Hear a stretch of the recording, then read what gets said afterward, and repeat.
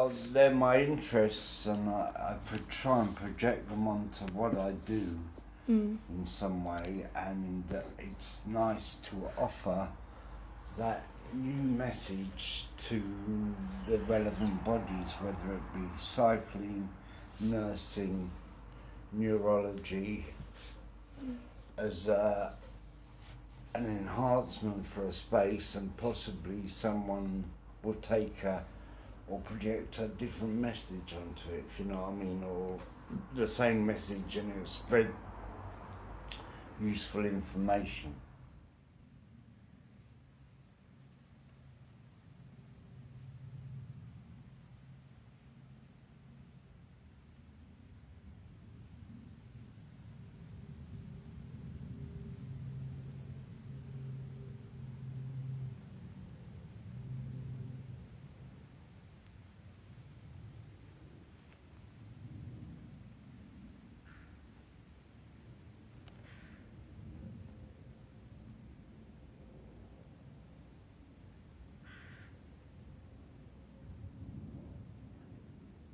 Working with it, the physicality of it, the fragility of it, the strength of it, the flatness of it, the sharpness of it, full of juxtapositions, I guess, the transparency, the opaqueness of it.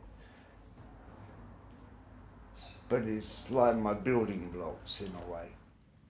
They are my metaphor for neurons, building neurons.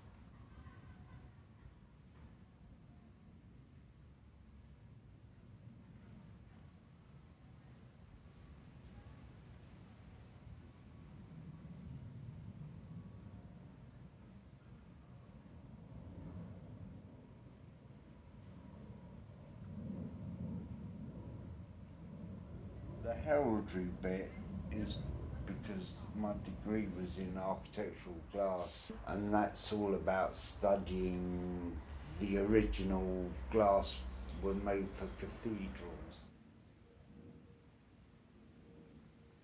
If it wasn't for light, nothing would exist,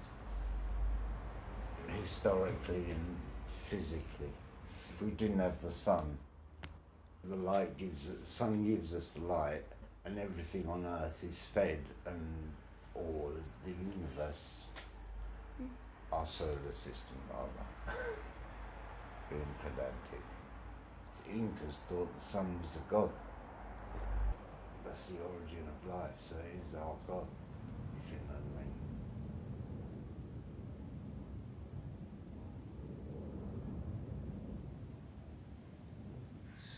My mind map for fields of interest that I wanted to study and design for, using I guess it's my MO, is like subjects of interest, or any artist or individual's MO. You find what you're interested in and research and develop that and express it however you do personally. First footing is kind of based on my nursery work, volunteering, and how you stimulate, or how I see stimulating people and expanding their knowledge base. And big head expansion schools similar, but for an older age group.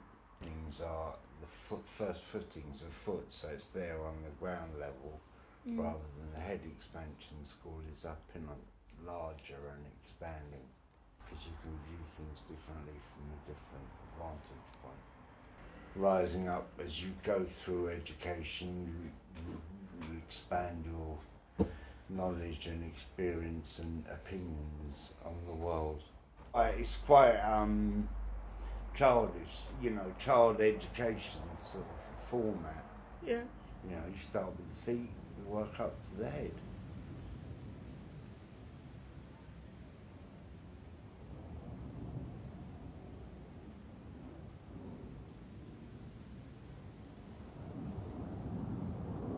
I mean, generally stained glass is a geometric design, or a picture set within a geometry sort of thing. Firstly, because they couldn't make glass big enough, but also as a kid, I loved looking at science books with directions on how things worked and pictorially explaining a subject to you. So that was kind of an interest. I've spent time with geometry and that, playing, constructing things like the Greeks or Egyptians would have done, and that's fascinating. Like Islam, they have you don't represent real world, you play with geometry as an art form, which is fascinating. Yeah. And the repeat, like with long-term potentiation, the repeating of a task brings about some sort of enlightenment and awareness of it. Particularly with something like geometry, where you're just constructing something on a piece of paper and it turns into something quite wonderful. Dividing things up, so it's quite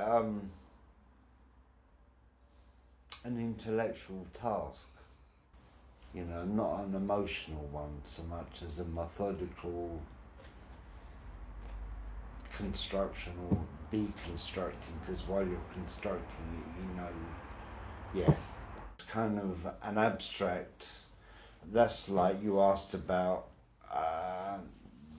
I've used maths and religion or something, but there's a quote from somebody, a big mathematician, and he said, I discovered the language of God, because it's all out there, done by number. It can be explained by number, but it's all chaos, Trees grow by math,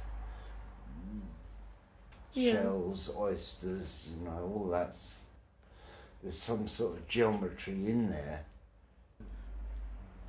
Anybody operates by it, or God gave us it as a rule to construct everything by.